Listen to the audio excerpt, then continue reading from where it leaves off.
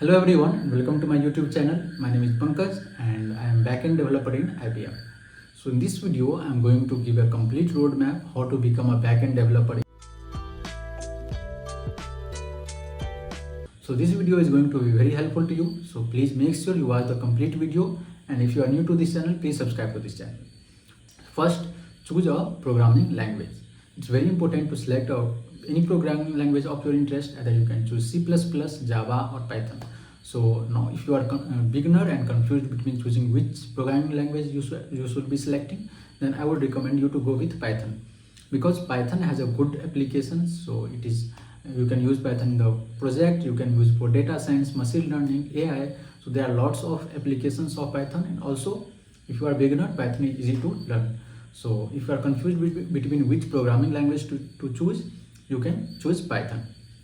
And if you have already have some interest in other programming language, you can select any programming language. It doesn't matter much. So once you have selected the programming language, try to learn the core concepts, syntax, and also concepts of that programming language, like for loop, while loop, if, else, variables. These concepts are very important. Try to learn all these syntax and basic concepts and try to implement it. Try to write code, you have to write simple codes to make the patterns. So try to solve patterns problems using this for loop and if else statement.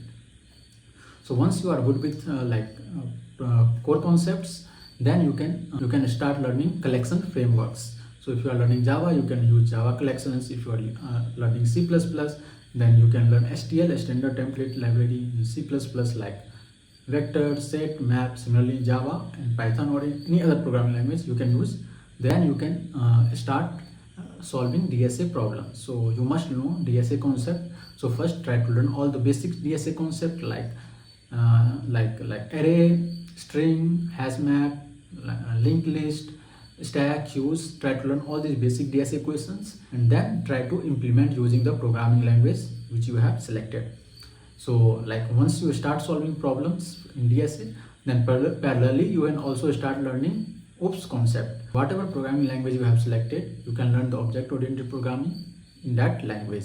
So if you have selected Java or C++, Python, you can learn the object-oriented programming language, and you can learn about the classes, objects, inheritance, polymorphism, interfaces. These concepts are very important, so you must know it very well.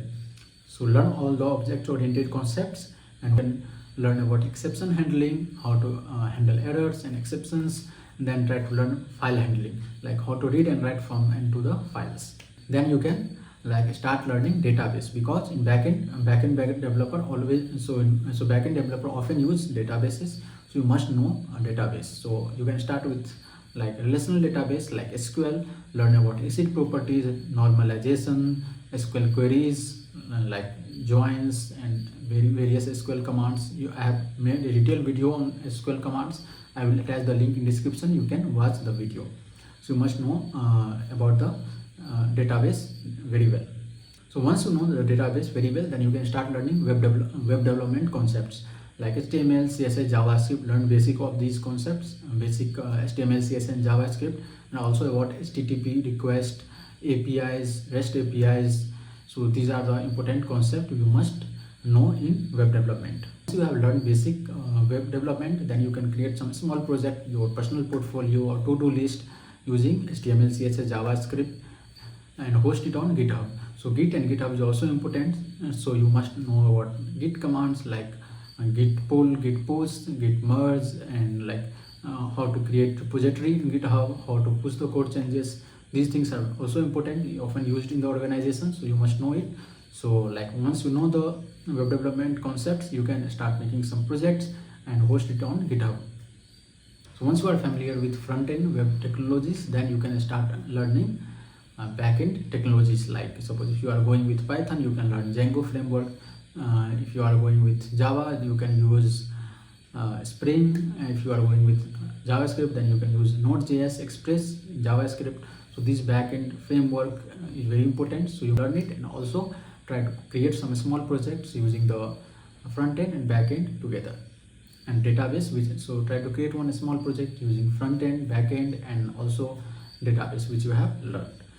Try to learn about ORM concepts, MVC framework, ORM, object relational mapper, MVC, patterns. All these topics are very important. So while making projects, you will be learning these concepts also. And once you are good with this, you can start learning about. So try to learn about authentication and authorizations, how to like do users authentication and authorizations, and also learn about RESTful APIs, how to create RESTful APIs like CRUD operations. Try to make some projects which uses front-end, back-end, and RESTful APIs, and also like some databases.